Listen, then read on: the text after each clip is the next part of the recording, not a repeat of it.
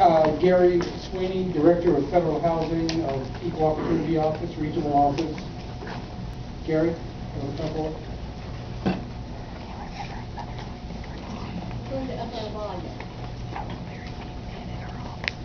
These are directional microphones. They were meant for singers.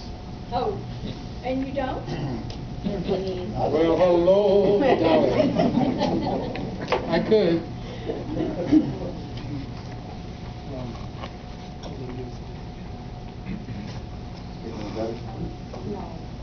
You gotta really. You have to hold right up to your lips, right? Well, hopefully, we're trying to get it where he doesn't have to hold it. These lights will do that, don't they? Hello? Hello? That's better. Any better? Keep going. No, Hello? Yes. Okay. but there's a buzzing. There's a buzz. I can live with the buzz. Those lights are not meant to do that. I just need to go down to let them know that. Oh, this is so. Hello? It's gonna be. You have to say hello. I'll do it like this. I don't sing either. Good evening. Good evening. I guess y'all didn't get the memo that the Survivor season number, 45th, started tonight, right?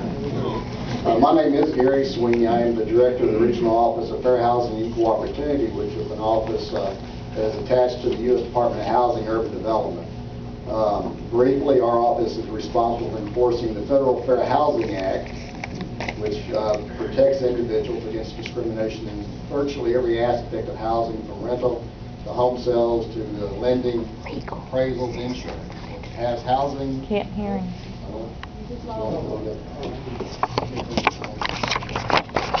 Sorry. How's that? So you talk about housing, you know, our office basically will take complaints, investigate the complaints. If we have findings of discrimination, we'll litigate the complaints in conjunction with the U.S. Department of Justice. Normally my presentation is around 4 to 8 hours, so I've got 15 minutes and probably 2 minutes left. So briefly, I think I'm going to tell you a little bit about what I think you're here to hear about tonight. And that is basically, do persons who are non-citizens in this country, are they protected by the Federal Fair Housing Act? No. The question to that is no.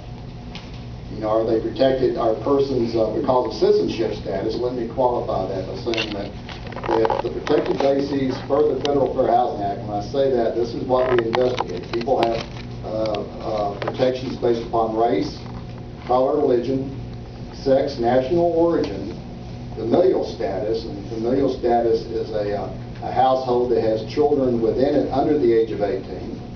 As y'all recall, prior to 1988, you had a lot of all-adult complexes. There's really no such thing as all-adult anymore, and that's because Congress amended the law in '88 and included familiar status, and also provides protection against discrimination on the basis of disability. So it's an all-encompassing act. Now, in terms of citizenship status, being here either legally or illegally, the Fair Housing Act does not provide any special protection for these groups. Now, any person residing within the United States, legally or illegally, have protections under the Federal Fair Housing Act. Now, what I'd like to do a little bit tonight is kind of give you some examples of some things that we have investigated in recent years in terms of these types of groups. 2 years ago, we conducted an investigation of a person who was in the real estate business, licensed real estate broker down in the Austin area. He basically identified his market were persons who were Hispanics, oftentimes single female heads of household who worked very hard for their money. He would identify them and he would market to them. He would sell, quote, sell them houses when actually they were renting the houses under a contract for deed arrangement. Mm-hmm. They would fall behind on their house. He would foreclose on the house and sell it to somebody else. Predatory lender. This is a form of predatory lending. We investigated the case. He was singling out these persons primarily because of their limited English-speaking abilities, preying upon them and stealing their money. Some of these people lost quite a bit of money. Some of them paid thousands of dollars down on the house. In this scenario, we did have a finding, and the case is pending the U.S. Department of Justice right now. And what they'll do, they'll litigate to determine whether or not these persons were discriminated against in federal court.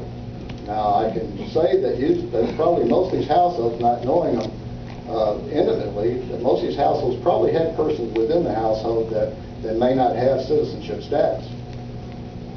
You know, the law protects these persons from being preyed upon. Landlords will rent the person. Sometimes they will make decisions based upon the national origin of the person. And this is something that's illegal also. So, for instance,